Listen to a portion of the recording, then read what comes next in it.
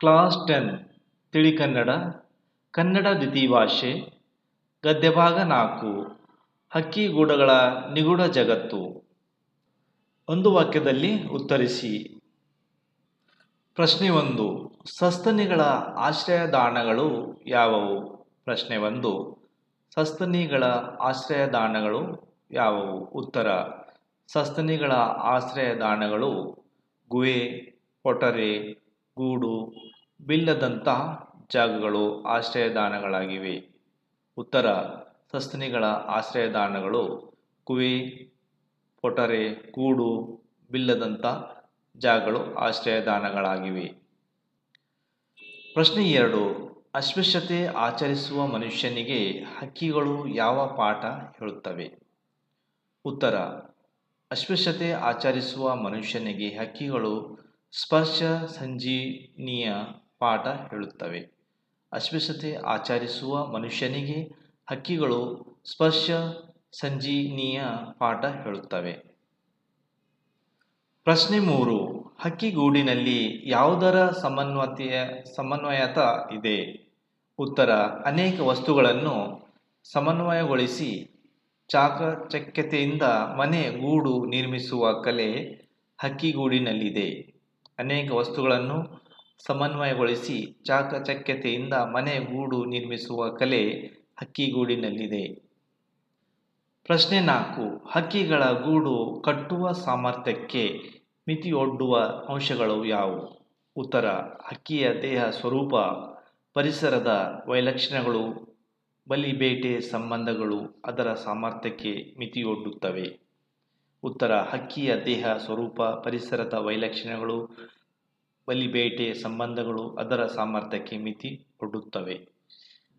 ಪ್ರಶ್ನೆ 5. ಅಮೆರಿಕದಲ್ಲಿ ಗ್ಯಾನೆಟ್ ಕಡಲ ಹಕ್ಕಿ ಗೂಡನ್ನು ಯಾವ ವಸ್ತುಗಳಿಂದ ಅಲಂಕರಿಸಿತ್ತು?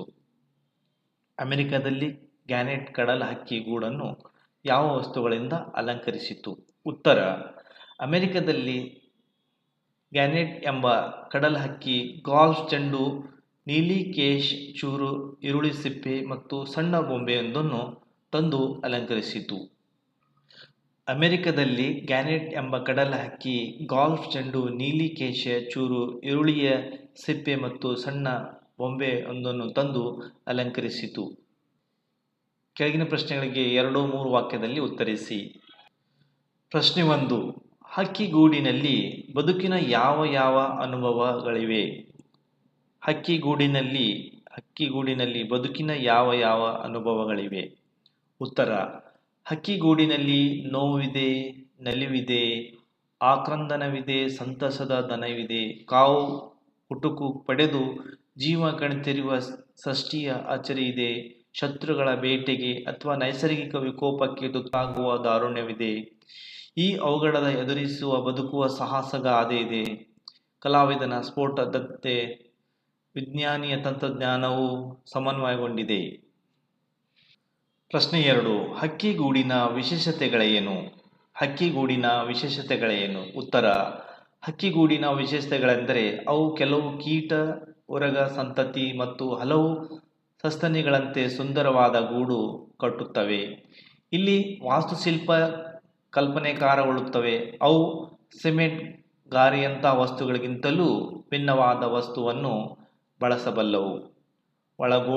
ಗೋಡೆಯನ್ನು ಪ್ಲಾಸ್ಟರ್ ಮಾಡಬಲ್ಲವು. ಸೌಂದರ್ಯ ಪ್ರಜ್ಞೆ ಅವಕ್ಕಿದೆ. ಆದರೆ ಈ ಎಲ್ಲ ಕ್ರಿಯೆಗೆ ಅರ್ಥವಿರುತ್ತದೆ, ಸ್ಪಷ್ಟ ಉದ್ದೇಶವಿರುತ್ತದೆ. ಉತ್ತರ: ಹಕ್ಕಿಗೂಡಿನ ವಿಶೇಷತೆಗಳೆಂದರೆ ಅವು ಕೆಲವು ಕೀಟ, ಉರಗ ಸಂತತಿ ಮತ್ತು ಹಲವು ಸಸ್ತನಿಗಳಂತೆ ಸುಂದರವಾದ ಗೂಡು ಕಟ್ಟುತ್ತವೆ. ಇಲ್ಲಿ ವಾಸ್ತುಶಿಲ್ಪ ಕಲ್ಪನೆಕಾರಗೊಳ್ಳುತ್ತವೆ. ಅವು ಸಿಮೆಂಟ್, ಗಾರಂಥ ವಸ್ತುಗಳಿಗಿಂತಲೂ ಭಿನ್ನವಾದ ವಸ್ತು ಬಳಸಬಲ್ಲವು. ಗೋಡೆಯನ್ನು ಪ್ಲಾಸ್ಟರ್ ಮಾಡಬಲ್ಲವು. ಸೌಂದರ್ಯ ಪ್ರಜ್ಞೆ ಅವಕ್ಕಿದೆ. ಆದರೆ ಆ ಎಲ್ಲ ಕ್ರಿಯೆಗೆ ಅರ್ಥವಿರುತ್ತದೆ, ಸ್ಪಷ್ಟ ಉದ್ದೇಶವಿರುತ್ತದೆ. ಪ್ರಶ್ನೆ 3. ಹಕ್ಕಿಗಳು ಗೂಡನ್ನು ನಿರ್ಮಿಸುವ ಉದ್ದೇಶವೇನು? ಹಕ್ಕಿಗಳು ಗೂಡನ್ನು ನಿರ್ಮಿಸುವ ಉದ್ದೇಶವೇನು? ಉತ್ತರ: ಹಕ್ಕಿಗಳು ಗೂಡನ್ನು ನಿರ್ಮಿಸುವ ಉದ್ದೇಶಗಳು ಮುಖ್ಯವಾಗಿ ರಕ್ಷಣೆಗಾಗಿ, ಶೀತ, ಗಾಳಿ, ಬಿರುಗಾಳಿ, ಮಳೆ, ಪ್ರವಾಹಗಳ ವಿರುದ್ಧ ಬದುಕಲು, ಹವಾಮಾನ ವೈಪರೀತ್ಯವನ್ನು ಎದುರಿಸಲು ಮೊಟ್ಟೆ ಮರಿಗಳನ್ನು ರಕ್ಷಿಸಿಕೊಳ್ಳಲು ಬೇಟೆ ಮಾಡುವ ಪ್ರಾಣಿಗಳಿಂದ ತಪ್ಪಿಸಿಕೊಳ್ಳಲು ಹಕ್ಕಿಗಳ ಗೂಡನ್ನು ನಿರ್ಮಿಸಿಕೊಳ್ಳುತ್ತವೆ. ಪ್ರಶ್ನೆ 3. ಹಕ್ಕಿ ಗೂಡನ್ನು ನಿರ್ಮಿಸುವ ಉದ್ದೇಶವೇನು? ಉತ್ತರ: ಹಕ್ಕಿಗಳು ಗೂಡನ್ನು ನಿರ್ಮಿಸುವ ಉದ್ದೇಶಗಳು ಮುಖ್ಯವಾಗಿ ರಕ್ಷಣೆಗಾಗಿ, ಶೀತ, ಗಾಳಿ, ಬಿರುಗಾಳಿ, ಮಳೆ, ಪ್ರವಾಹ ವಿರುದ್ಧ ಬದುಕಲು, ಹವಾಮಾನ ವೈಪರೀತ್ಯವನ್ನು ಎದುರಿಸಲು, ಮೊಟ್ಟೆ ಮರಿಗಳನ್ನು ರಕ್ಷಿಸಿಕೊಳ್ಳಲು, ಬೇಟೆ ಮಾಡುವ ಪ್ರಾಣಿಗಳಿಂದ ತಪ್ಪಿಸಿಕೊಳ್ಳಲು ಹಕ್ಕಿ ಗೂಡನ್ನು ನಿರ್ಮಿಸಿಕೊಳ್ಳುತ್ತವೆ. ಪ್ರಶ್ನೆ 4. ಹಕ್ಕಿಗಳು ಗೂಡನ್ನು ಎಲ್ಲೆಲ್ಲಿ ಕಟ್ಟಬಲ್ಲವು? ಹಕ್ಕಿಗಳು ಗೂಡನ್ನು ಎಲ್ಲೆಲ್ಲಿ ಕಟ್ಟಬಲ್ಲವು?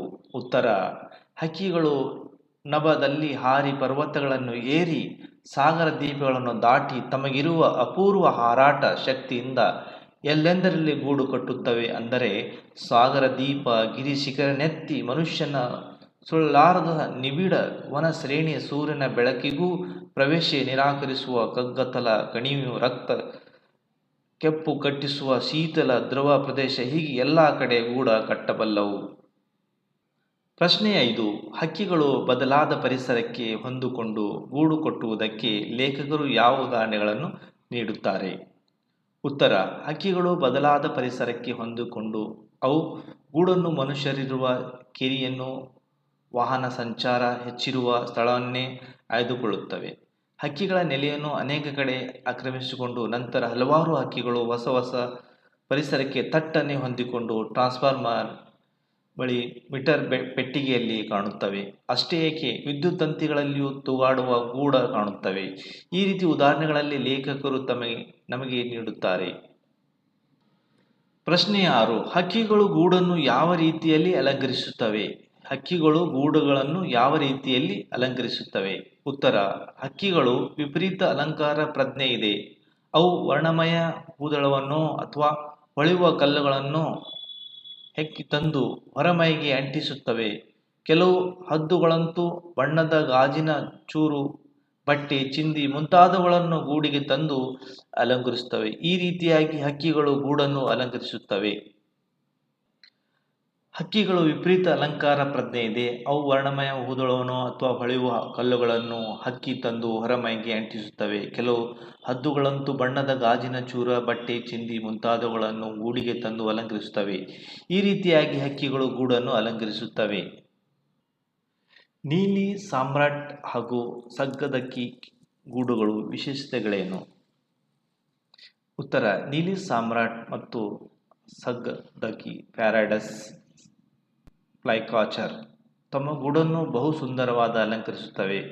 ಕೇವಲ 2 ಒಣಕಡ್ಡಿಯನ್ನು ಅಪ್ಪಿ ಹಿಡಿದಂತೆ ಗುರುತ್ವಾಕರ್ಷಕವಾಗಿ ಸಮತೋಲನವನ್ನು ಆಯ್ದುಕೊಂಡು ಬಟ್ಟಲಾಕಾರದಲ್ಲಿ ಅವು ಗೂಡು ನಿರ್ಮಿಸಿ ಹೊರಮೈಗೆ ಜೇಡರ ಮೊಟ್ಟೆಗಳ ಕೋಶವನ್ನು ನಿರ್ದಿಷ್ಟ ಅಂತರದಲ್ಲಿ ಜೋಡಿಸಿ ಅಲಂಕರಿಸುತ್ತವೆ. ಕಾರಣ, ಶತ್ರುಗಳು ಕಣ್ಣಿಗೆ ಗೂಡು ಗೋಚರಿಸಬಾರದೆಂಬುದು ಅದರ ಉದ್ದೇಶವಾಗಿರುತ್ತದೆ. ಈ ರೀತಿಯಾಗಿ ನೀಲಿ ಸಾಮ್ರಾಟ್ ಹಾಗೂ ಸಗ್ಗದಕ್ಕಿ ಗೂಡುಗಳು ವಿಶಿಷ್ಟವಾಗಿವೆ. ಸಂದರ್ಭದೊಡನೆ ವಿವರಿಸಿ. ಸಂದರ್ಭ 1. ಅವಕಾಶ ಮತ್ತು ಅದೃಷ್ಟಕ್ಕೆ ಸಂತತಿ ಉಳಿವನ್ನು ಒಡ್ಡುತ್ತದೆ. ಸಂದರ್ಭ 1. ಅವಕಾಶ ಮತ್ತು ಅದೃಷ್ಟಕ್ಕೆ ಸಂತತಿ ಉಳಿವನ್ನು ಒಡ್ಡುತ್ತದೆ. ಉತ್ತರ ಆಯ್ಕೆ ಪ್ರಸ್ತುತ. ಈ ವಾಕ್ಯವನ್ನು ಹಕ್ಕಿಗೂಡುಗಳ ನಿಗೂಢ ಜಗತ್ತು ಎಂಬ ಗದ್ಯಭಾಗದಿಂದ ಆರಿಸಲಾಗಿದೆ.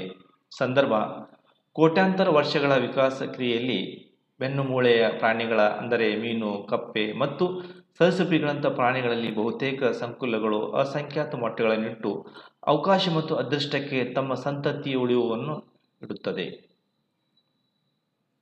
ವಿಶೇಷತೆ: ಏಕೆಂದರೆ ಎಲ್ಲ ಮೊಟ್ಟೆಗಳು ಫಲಿತಗೊಳ್ಳುವುದಕ್ಕೆ ಮುಂಚೆ ಅವು ನಶಿಸಿ ಇಲ್ಲವೇ ಬೇರೆ ಪ್ರಾಣಿಗಳ ಇತರ ಕಾರಣದಿಂದ ನಾಶವಾಗಬಹುದು. ಅದಕ್ಕಾಗಿ ಅವು ಅವಕಾಶ ಮತ್ತು ಅದೃಷ್ಟಕ್ಕೆ ತಮ್ಮ ಸಂತತಿಯ ಉಳಿವಿಗೆ ಹೋರಾಡುತ್ತವೆ. ಸಂದರ್ಭ 2. ಹುಟ್ಟಿದ ಮಕ್ಕಳಿಗೆ ಬದುಕಿನ ಪಾಠ ಹೇಳುವ ಶಾಲೆ ಅದು. ಸಂದರ್ಭ 2.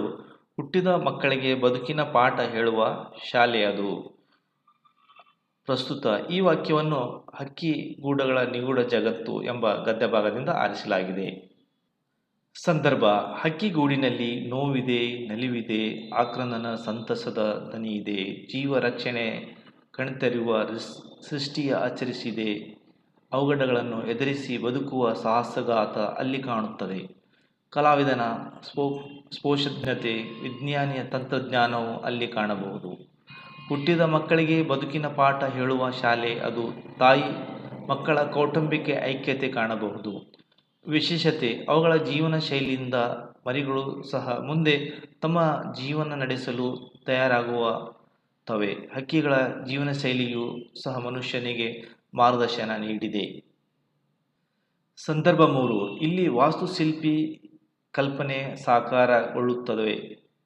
ಪ್ರಸ್ತುತ ಈ ವಾಕ್ಯವನ್ನು ಹಕ್ಕಿಗೂಡುಗಳ ನಿಗೂಢ ಜಗತ್ತು ಎಂಬ ಗದ್ಯ ಭಾಗದಿಂದ ಆರಿಸಲಾಗಿದೆ.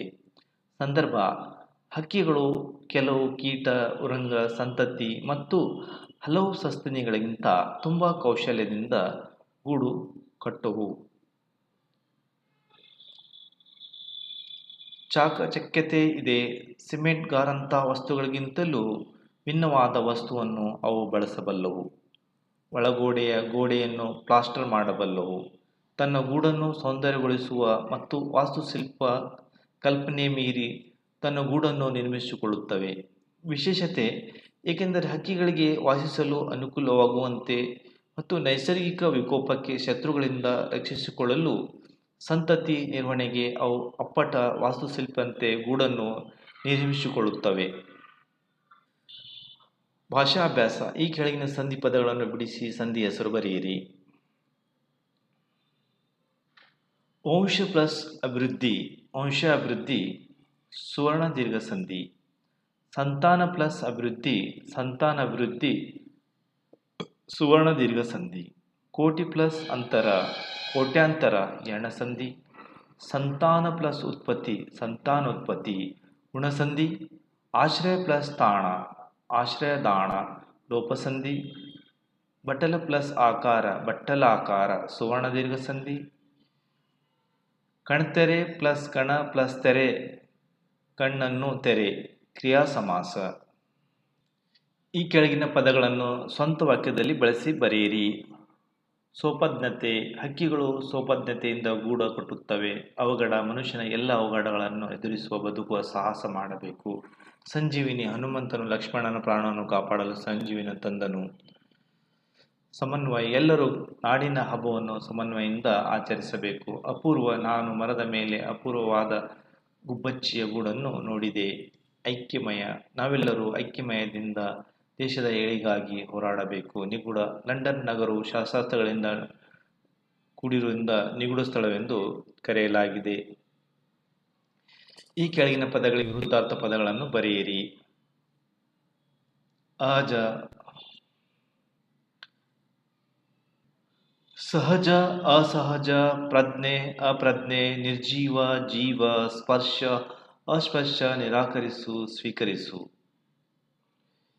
ಈ ಕೆಳಗಿನ ಪದಗಳಿಗೆ ತತ್ಸಮ ತದ್ಭವ ರೂಪ ಬರೆಯಿರಿ. ವರ್ಷ, ವರುಷ, ಅಚ್ಚರಿ, ಆಶ್ಚರ್ಯ, ಧ್ವನಿ, ಧ್ವನಿ, ಜ್ಞಾನ, ಜಾನ, ಸ್ಪರ್ಶ, ಸ್ಪರ್ಶ, ಜನ್ಮ, ಜನುಮ, ವನ, ವನ. ಈ ಕೆಳಗಿನ ಗಾದೆ ಮಾತನ್ನು ವಿಸ್ತರಿಸಿ ಬರೆಯಿರಿ. ಹಕ್ಕಿಗಳಿಗೆ ಗೂಡು, ಮಕ್ಕಳಿಗೆ ತಾಯಿ. ಗಾದೆಗಳನ್ನು ಜನಪದ ವೇದಗಳಲ್ಲಿ ಹಲವಾರು ನಮ್ಮ ಜೀವಕ್ಕೆ ಹತ್ತಿರವಿರುವುದರಿಂದ ಗಾದೆಗಳನ್ನು ಜನರು ಮಾರ್ಗದರ್ಶಿ ದೀಪಗಳೆಂದು ಕರೆಯಬಹುದು. ಅಂಥವುಗಳಲ್ಲಿ ಒಂದು ಗಾದೆ ಹಕ್ಕಿಗಳಿಗೆ ಗೂಡು, ಮಕ್ಕಳಿಗೆ ತಾಯಿ. ನಮಗೆ ಅನೇಕ ಬಂಧುಗಳಿರಬಹುದು, ಆದರೆ ಹಲವಾರು ತಾಯಿಯಂತೆ ನಮಗೆ ಅತ್ಯಂತ ಆತ್ಮೀಯರಾಗುವುದಿಲ್ಲ. ತಾಯಿ ನಿಜಕ್ಕೂ ಬಂಧುಗಳಿಗೆ ಮೀರಿದವಳು, ಅವಳು ದೇವರಿಗೆ ಸಮಾನಳು. ಹೀಗಾಗಿ ತಾಯಿಯನ್ನು ಬಿಟ್ಟರೆ ಮಕ್ಕಳಿಗೆ ಬೇರೆ ಬಂಧು ಬಳಗ ಇಲ್ಲವೆಂದು ಹೇಳಬಹುದು. ನಮ್ಮ ಬಾಲ್ಯದಿಂದ ನಮಗೆ ಹತ್ತಿರವಾದ, ನಮ್ಮ ನೋವು ನಲಿವುಗಳಿಗೆ ಸ್ಪಂದಿಸುತ್ತವ, ನಮಗಾಗಿ ತನ್ನ ಜೀವನದಲ್ಲಿ ಅನೇಕ ತ್ಯಾಗಗಳನ್ನು ಮಾಡುವ ತಾಯಿಯಂತಹ ಬಂಧು ಬೇರೋರಿಲ್ಲ. ಅದೇ ರೀತಿಯಾಗಿ ಎಲ್ಲ ಹಕ್ಕಿಗಳು ತಮ್ಮ ಆಹಾರಕ್ಕಾಗಿ ಎಲ್ಲೇ ಹೋಗಿದ್ದರೂ ಅದು ಮತ್ತೆ ಅದೇ ಗೂಡುಗಳಿಗೆ ಬರುತ್ತವೆ. ಎಷ್ಟೇ ದೂರ ಹೋದರೂ ಹಕ್ಕಿಗಳಿಗೆ ತಮ್ಮ ಗೂಡು ಶಾಶ್ವತ. ಹಾಗೆ ಮಕ್ಕಳ ತಮ್ಮ ಜೀವನದಲ್ಲಿ ಎಷ್ಟೇ ತಿಳಿಯದ ತಪ್ಪು ಮಾಡಿದರೂ ಮತ್ತೆ ತಾಯಿ ಬರುತ್ತಾರೆ. ಇದೇ ಮಕ್ಕಳು ತಮ್ಮ ಜೀವನದಲ್ಲಿ ಎಷ್ಟೇ ತಿಳಿಯದ ತಪ್ಪು ಮಾಡಿದರೂ ಮತ್ತೆ ತಾಯಿ ಹತ್ತಿರ ಬರುತ್ತಾರೆ. ಇದೇ ಮೇಲಿನ ಗಾದೆ ಹಕ್ಕಿಗಳ ಗೂಡು ಮಕ್ಕಳಿಗೆ ಮತ್ತೆ ತಾಯಿ ಹತ್ತಿರ ಬರುತ್ತಾರೆ. ಇದೇ ಮೇಲಿನ ಗಾದೆ ಹಕ್ಕಿಗಳ ಗೂಡು ಮಕ್ಕಳಿಗೆ ತಾಯಿ ಹಕ್ಕಿ ಮತ್ತು ತಾಯಿಯ ಪ್ರೀತಿಯನ್ನು ಸೂಚಿಸುತ್ತದೆ. Thank you for watching and subscribe. ಈ ವಿಡಿಯೋನ ಎಲ್ಲ SLC ವಿದ್ಯಾರ್ಥಿಗಳಿಗೆ ಶೇರ್ ಮಾಡಿ. Expert career academy, opposite Sainik school gate ಹತ್ತಿರ, Habib Nagar, Vijayapura. So Expert Career Academy summer vacation class and regular classes admission are open. SLC Kannada medium and English medium, 9th class, 8th class, 7th class, 6th class, 5th class, 4th class and all competitive exam. Navodaya, Kittur, Sainik, PUC first, second, arts, commerce, science. All class coaching available. Expert Career Academy Vijayapura. ವಿಳಾಸ Sainik school ಮೊದಲನೇ gate ಹತ್ತಿರ, Habib Nagar, Vijayapura. Admission R open.